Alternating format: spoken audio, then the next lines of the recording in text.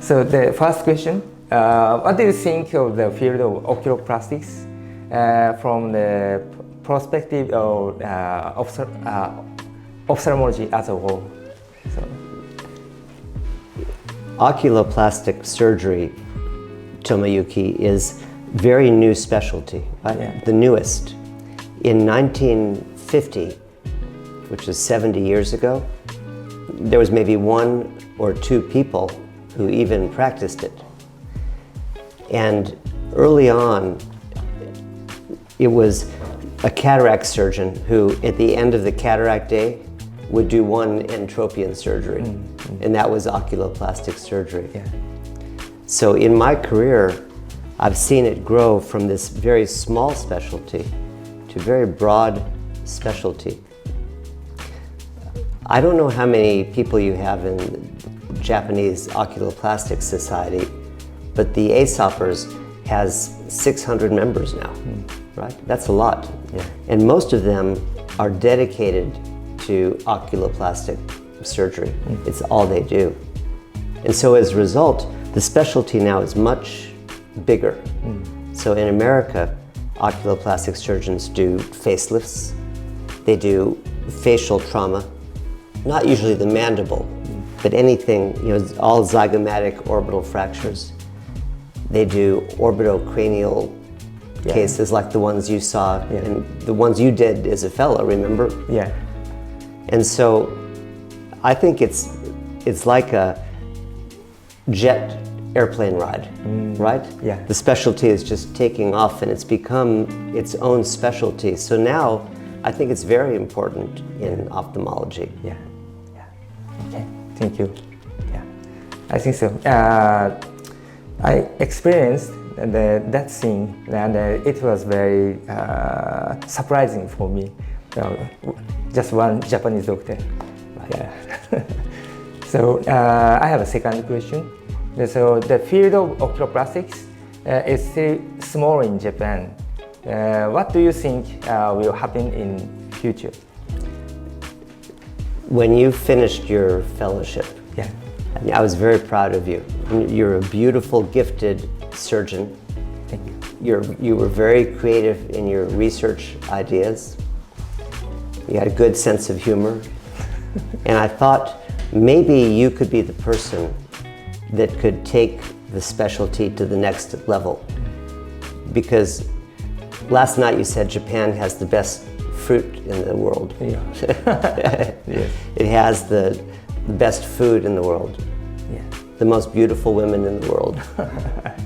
The most beautiful mountains, right? Yeah. But yet, oculoplastic was not the best in the world, right? Yes. And so I'm very proud when I come here and see what you've done, the first clinic for outpatient surgery, right? Yes. And teaching all these fellows. I think that there will be a renaissance in the specialty. And I see you as a leader of that actually in Japan. So I'm very optimistic. And one thing I'll note is that there's a long ways to go, right? Yeah. I mean, the whole field, because it's small now, you can have that same explosive growth that we had in the United States 20 or 30 years ago. Yeah. So it should be very exciting in your career Yeah. to see that happen. Yeah. Thank you. I hope so. I want to see. Okay. So third question. Where do you see the UCLA oculoplastic team today? And where do you see it going in future? So when I first got to UCLA, they said, here's your office. Had a small desk, had a telephone, and a typewriter. Oh, really? No, I had no secretary, no patients, right? So it started very, very small.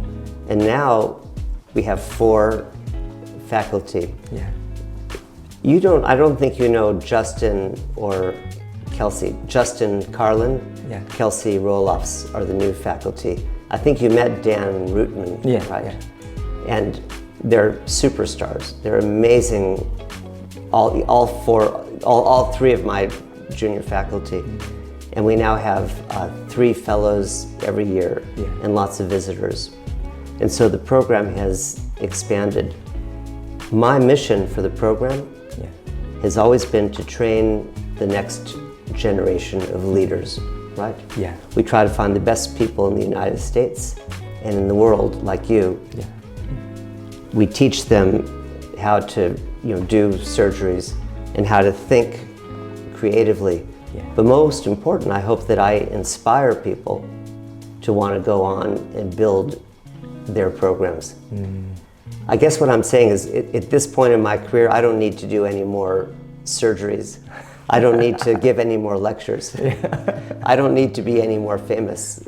I'm too famous because I get asked to too many meetings. Yes. So really what I want to accomplish is exactly that. I want to train the next generation of leaders so that we can see the field continue to develop. And that's why I particularly love the Global Fellowship. We call it Global Fellowship now, not International Fellowship. The reason I like the Global Fellowship is because the people like you that we train really can go to a whole country and change the way the field is practiced. So that's what I see the role of UCLA, is to train national and international leaders in the specialty and take the specialty to the next level. Thank you. The next question.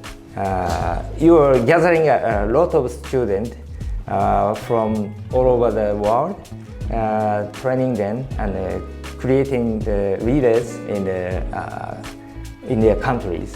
So it takes a lot of time and effort. So why did you decide to do it? It just seems like fun. I never get in the car in the morning and feel like, oh, I'm driving to work, right? It doesn't seem like work. I enjoy it. It's so interesting. And for me, the payback for all the work in training people is I'm just so proud of all the fellows. Each fellow teaches me something. And then I have a lifetime relationship. Norman Shore told me something once. He said, fellows are like children, except you get to pick your fellows. Yes. Right. Yeah. Can I have a final question? Yes. Yeah. Could you say your goal of your life after this? Yeah. The next third. Yeah. Well, first you should ask the boss, Jan. Yeah, that's good. But I don't know, Tommy. Sometimes I think I would like to do something different, like architecture, be an airplane pilot. Remember, I love airplanes. Yes, of course. But then other days, I like it so much, I think maybe I should just die in the office. Die during surgery. One last surgery. Really? So, Yes. I haven't figured that out yet. Yeah. So you keep enjoying your life. Yeah. Right. Yeah. Okay. I have a question for you. What do you think it will take to make oculoplastic or oculofacial surgery a mainstream specialty in Japan? For example, when the emergency room doctors have a complex orbit fracture, they call iPlastic. When someone's wife needs a facelift, they call you. What do you think that will require? You can speak in Japanese. So 日本ではそのがん形成という分野がまだ認知されきっていなくて、でただ自分が経験したそのアメリカのがん形成というのがその今形成外科がやるべきと皆さんが思っているような領域を全てがん形成のドクターがカバーしている。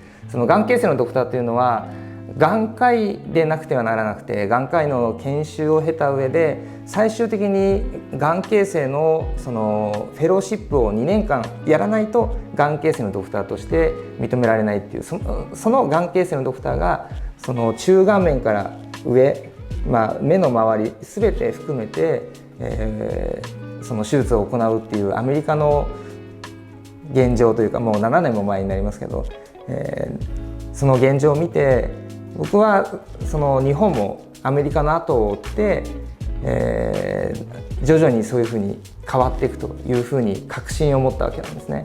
なのでその確信をもとにこういうクリニックを立てて、でかつこのクリニックを使って世の中にそういう情報が行き渡ればいいと思って、日々活動をしているわけなんです。